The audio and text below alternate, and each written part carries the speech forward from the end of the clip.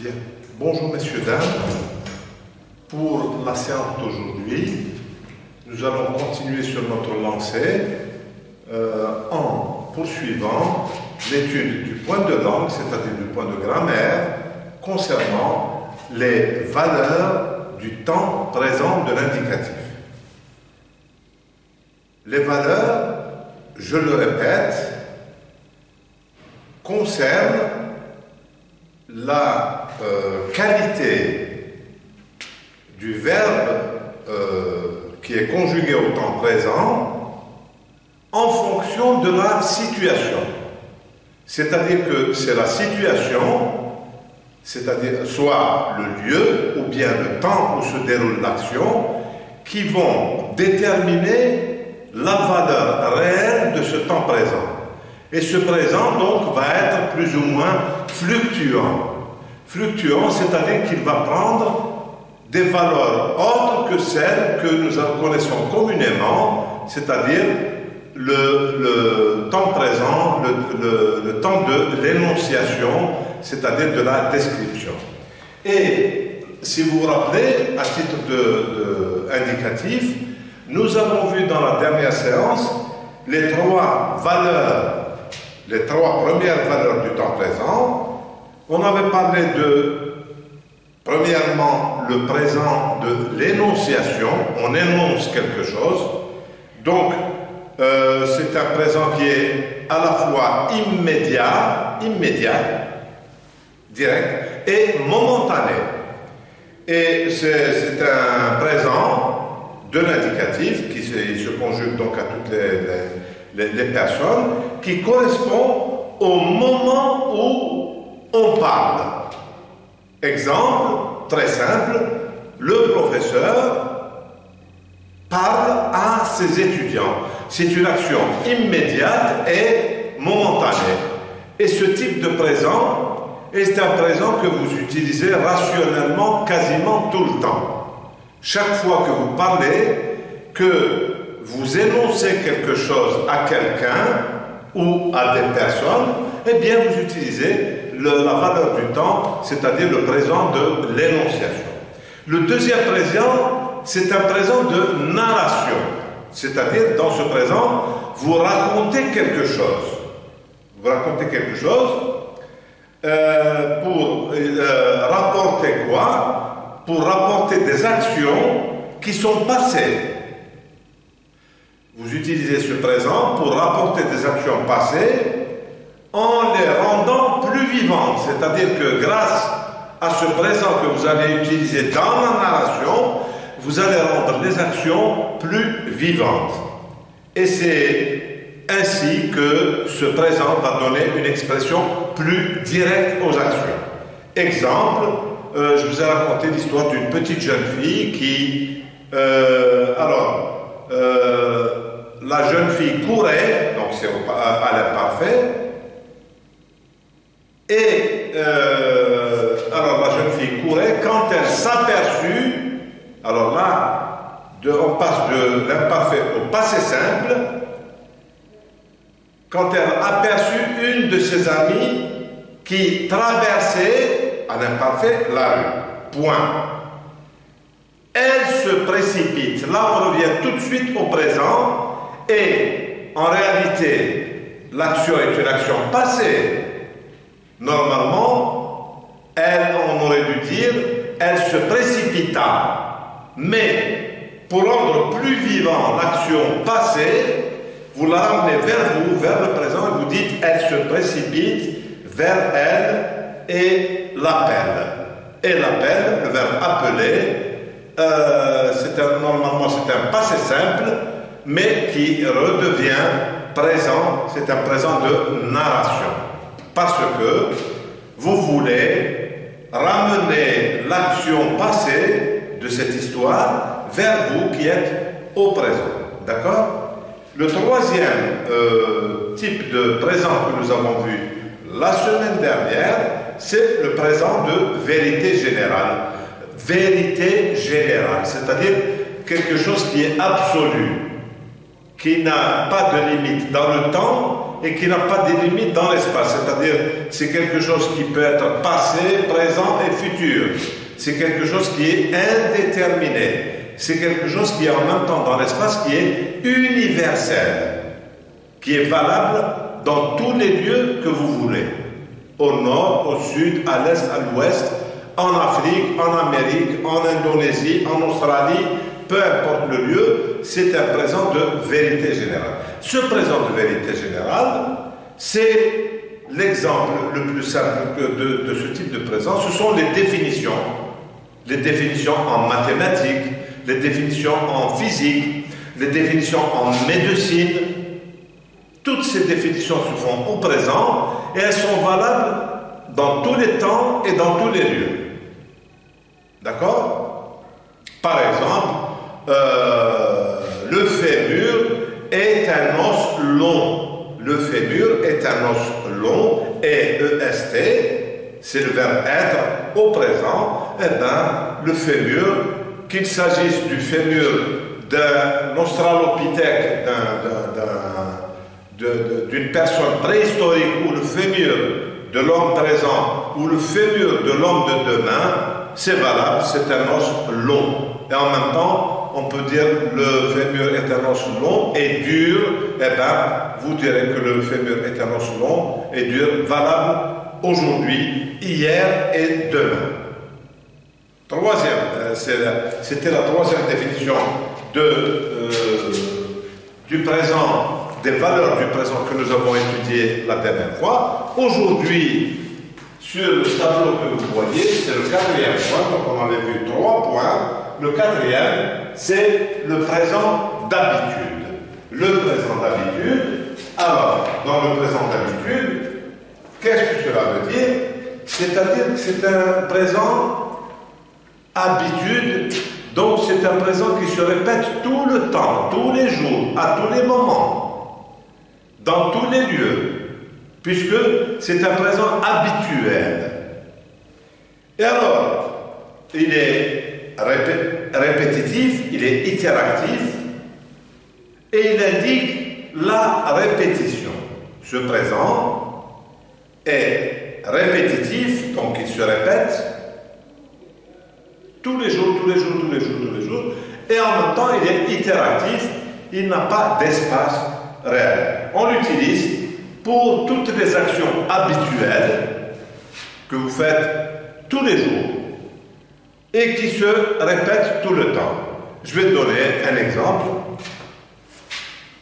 Elle, alors le présent d'habitude,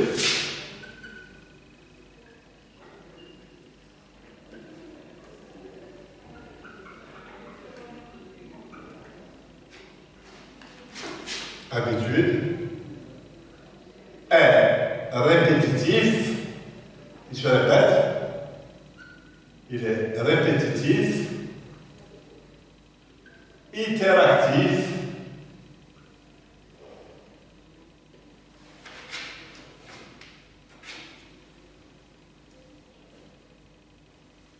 utilisé pour des actions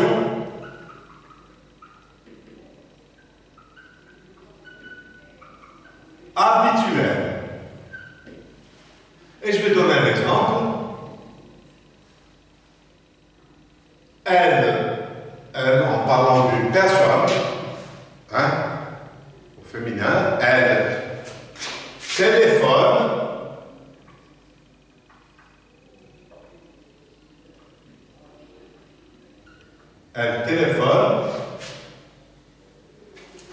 En réalité, pour montrer l'habitude, je vais vous mettre un indicateur. Je vais vous mettre un indicateur qui va vous orienter pour vous donner une valeur d'habitude. Elle téléphone tous les jours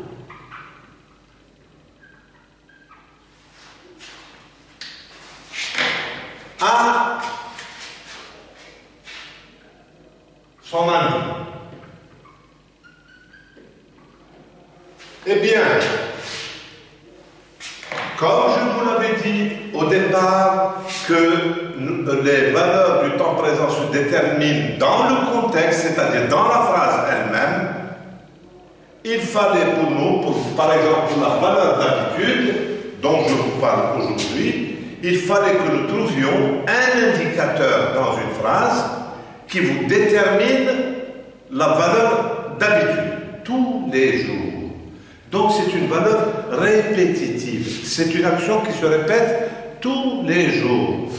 Elle téléphone tous les jours à son ami. D'accord? Quelque chose qui est habituel est itératif, répétitif et constant. Et dans la phrase, l'élément qui va vous stimuler, qui va vous attirer pour vous donner la valeur d'habitude, dans ce cas-là, c'est bien le groupe, comment dirais-je, prépositionnel ou adverbial, exactement, adjectival, c'est tous les jours. C'est un adverbe d'habitude, tous les jours. D'accord? Le cinquième type de présent, c'est le présent duratif. Dans le mot duratif, vous avez le mot durée. Le présent duratif. Alors, le présent duratif et sur cette base, nous allons lui donner son explication et en même temps l'étayer. On va étayer cet exemple par ce présent par un exemple qui va vous montrer, selon le contexte, la valeur durative de ce présent. Le présent duratif, c'est un présent d'abord qui est étendu. C'est-à-dire, c'est un présent qui ne s'arrête pas uniquement à une durée momentanée. Comme, si vous vous rappelez, le présent d'énonciation. Le présent d'énonciation, lui, est momentané. Le professeur fait la leçon. Le professeur fait la leçon pendant une durée, et puis ensuite ça s'arrête.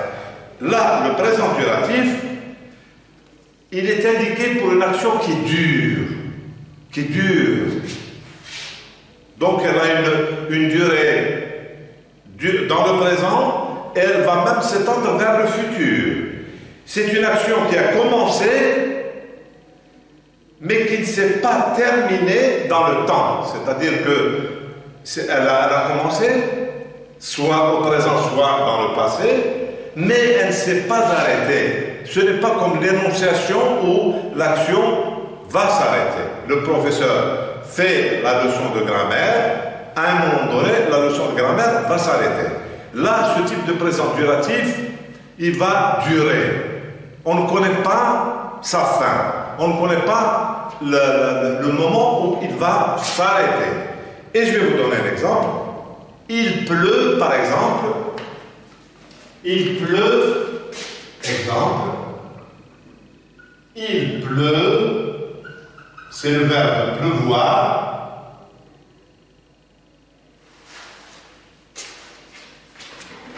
Depuis 3 jours.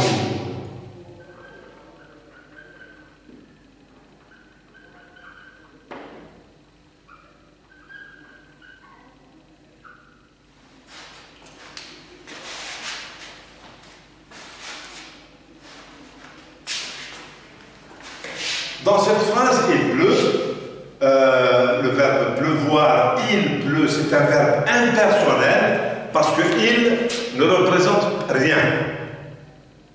Il pleut, il neige, il vente, il tonne, il fait beau.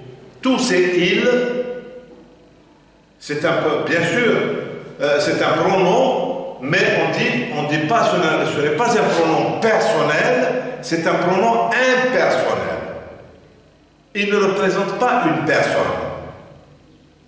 Ce n'est pas un pronom qui remplace un nom. Ici, dans ce cas-là, il pleut, ça c'est juste pour ouvrir une parenthèse sur les pronoms personnels, il pleut, il tonne, il gronde, il fait beau, il va pleuvoir, etc. Il ici n'indique personne. Et donc on appelle, on dit que c'est un pronom impersonnel. Le il ne représente personne, ne représente rien du tout. Alors, pour revenir au présent duratif, Dans ce cas précis, vous allez vous concentrer dans la phrase sur un indicateur qui va vous déterminer réellement la valeur de ce verbe ici. Au même titre que nous l'avons vu dans l'exemple précédent, on va voir le groupe de mots, c'est un groupe de verbes, un groupe adverbial, depuis 3 jours. C'est une expression depuis 3 jours. Eh bien, ce présent, il pleut depuis 3 jours, en réalité, déjà 3 jours ont passé, donc il a commencé à pleuvoir, il a commencé à pleuvoir depuis 3 jours, donc il y a déjà une grande partie du passé qui est dans ce verbe. C'est-à-dire, depuis 3 jours, c'est hier, avant-hier et avant-avant-hier. Ça fait 3. Donc ça fait 3 jours avant le moment où je parle que déjà il pleut. Et en regardant la pluie, quand je dis il pleut depuis 3 jours, je ne sais pas, donc c'est un présent qui démarre du passé, mais je ne sais pas ce présent quand est-ce qu'il va s'arrêter. Il n'est pas immédiat. Dans la phrase « il pleut depuis 3 jours », il ne m'indique pas, le « il pleut » ne m'indique pas si la pluie va s'arrêter au moment où je parle. Il n'est pas immédiat. Donc on va l'appeler présent duratif. Il pleut depuis 3 jours. D'accord? Voilà un exemple pour le présent duratif. Ensuite, nous avons, toujours sur la même lancée, le présent de caractérisation. Caractérisation, c'est-à-dire, c'est un présent qui va donner les caractères de quelque chose ou d'un individu. Donc c'est un présent de descriptif. C'est un présent de description. Nous allons l'utiliser dans la phrase lorsque vous écrivez et que vous voulez faire une description. Vous utilisez ce type de présent descriptif. Et là, je vais partir d'un exemple. Donc le présent descriptif, par exemple,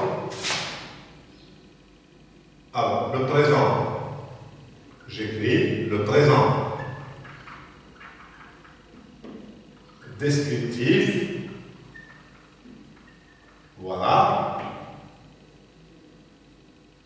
Exemple, donc c'est un présent qui va être utilisé pour décrire, pour donner les caractères de quelque chose, d'accord?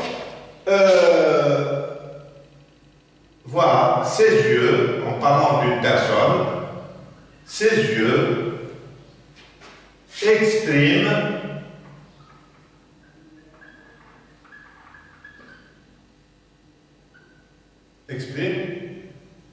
l'impatience.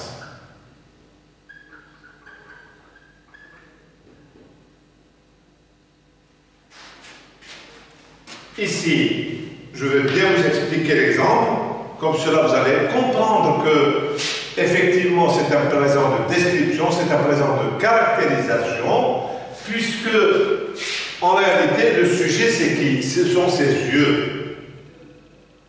Et nous ne pouvons pas dire qu'il s'agit d'un présent d'énonciation, puisque les yeux ne font pas d'action. Ici, il n'y a pas d'action qui est montrée, déterminée par les yeux. Mais les yeux montrent plutôt un caractère d'une personne. Quel est ce caractère qui est déterminé par les yeux? C'est l'impatience. Al-qalaq. Et donc, si vous si vous visionnez par exemple la photo ou la photo de quelqu'un dont les yeux expriment l'impatience, comment dans l'expression d'une photo, vous allez montrer d'une photo active, donc c'est une image vivante. vous allez voir par exemple que ces paupières bougent très vite. Ce sont des paupières qui sont très rapides. Les paupières se clignotent énormément. Donc, en clignotant beaucoup, les yeux de cette personne expriment l'impatience. Parce qu'une personne calme a des paupières qui se ferment normalement. Elles se ferment uniquement à des moments bien déterminés. Mais la personne est calme. Au contraire, ici, les paupières bougent beaucoup, elles expriment l'impatience. Autre chose, les yeux. Une personne qui est impatiente a des yeux qui bougent dans tous les sens. Le regard de cette personne n'est pas un regard fixe, c'est un regard alternatif. Il regarde à gauche, à droite, en bas, en haut, etc. Donc, le regard, le focus, le globe oculaire qui bouge dans tous les sens pendant que cette personne parle ou travaille, montre un signe d'impatience. Et c'est donc un genre de caractérisation, c'est le présent descriptif qui est exprimé par les yeux.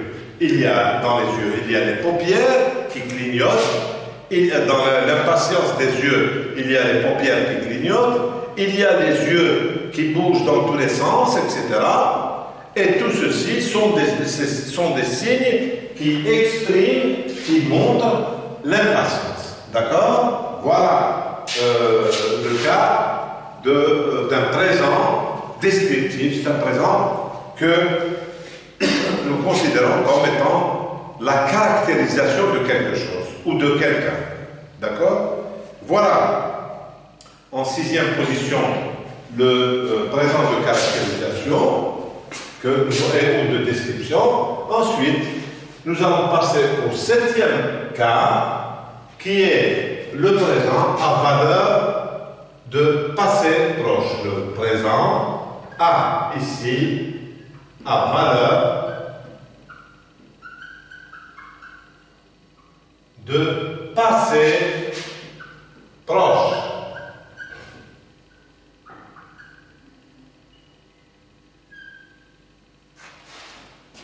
En réalité, le passé proche dans la réalité des faits, passé proche, il peut être exprimé par soit dans la réalité le passé composé ou bien le passé antérieur. Dans la morphologie, dans la conjugaison des verbes, nous avons, pour l'expression du passé, nous avons le passé composé, qui est un passé composé de l'auxiliaire avoir ou être plus le participe passé, et sa valeur est une valeur passé immédiate. Ou bien, vous avez aussi le passé antérieur. Il est antérieur à quoi? Il est antérieur au présent. D'accord? Mais, du fait que la langue est souple, et c'est ça en réalité, pourquoi nous avons pour le présent uniquement 9 valeurs qui alternent du passé vers le futur, qui sont courtes, des valeurs courtes, des valeurs duratives. Par exemple, le contraire du présent duratif, à valeur du présent duratif, c'est le présent d'énonciation, son contraire. Parce que le présent d'énonciation est un présent immédiat, momentané. D'accord? Et ceci nous montre que le présent, et c'est ce qui démarque les variantes, en réalité, qui démontrent ce que c'est que les variations de la langue, c'est-à-dire qu'une langue est souple. La valeur d'un verbe, elle peut naviguer du présent au passé proche, au passé immédiat, d'un présent qui va durer, d'un présent qui est court, d'un présent qui décrit, d'un présent qui est à valeur proche, etc. Pour vous montrer que une langue est très souple. Il suffit seulement de connaître les valeurs des éléments de cette langue. Dès que vous connaissez les valeurs des éléments de cette langue, vous pouvez rédiger, parce qu'en réalité, à quoi vous servent les valeurs d'un certain temps comme le présent, c'est pour rédiger. Lorsque vous voulez faire de la narration, vous utiliserez le présent de narration. Lorsque vous voulez faire de la description, vous aurez un présent de description. Lorsque vous voulez parler d'une durée qui est non interrompue, etc., vous allez utiliser le duratif. Lorsque vous voulez faire de la description, vous allez utiliser le présent de caractérisation, etc.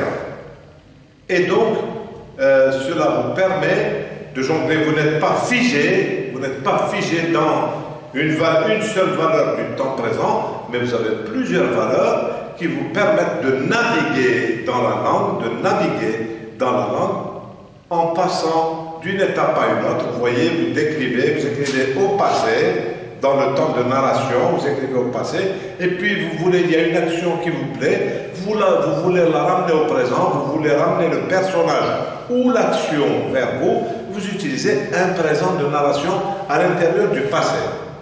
Il était une fois, etc., etc., etc. Vous racontez une histoire passée, et puis à un moment donné, dans votre histoire, vous intervenez avec un temps présent. Eh bien, c'est valable, c'est un présent qui vous permet de continuer votre narration en mettant en exergue, en mettant en valeur, en rapprochant de vous les actions passées de l'histoire que vous racontez. Ok? Voilà. Donc, ce présent à valeur aujourd'hui, maintenant, le présent à valeur de passé proche, en réalité, il exprime une action passée. Là, c'est vrai, il exprime une action passée, récente, qui vient juste d'être accomplie. Donc, c'est un présent qui exprime une action passée qui vient juste à peine d'être accomplie. Il donne l'impression qu'aucun laps de temps ne s'est encore déroulé. Alors, je vais vous donner un exemple. Le professeur, par exemple, demande à un étudiant, nous sommes dans la classe, il y a beaucoup d'étudiants, et le professeur fait une demande à un étudiant. Il va utiliser l'impératif, mais ensuite il va utiliser un présent, et il dit à cet étudiant, il lui dit, exemple, alors, voilà, cours vite, là c'est le verbe courir, cours vite, c'est un impératif. C'est-à-dire, ce n'est pas un ordre, mais c'est une exhortation. C'est-à-dire, c'est un ordre doux. Il y a un camarade qui est sorti, et le professeur dit à l'étudiant, cours vite pour rattraper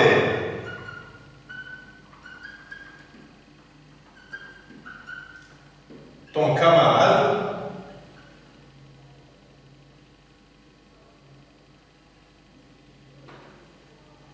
Cours vite pour rattraper ton camarade. Il, voilà le présent, il sort à l'instant.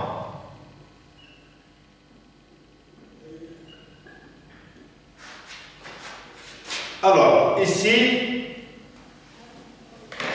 pardon, je vais vous effacer et vous mettre en rouge à l'instant parce que l'indicateur, c'est à l'instant.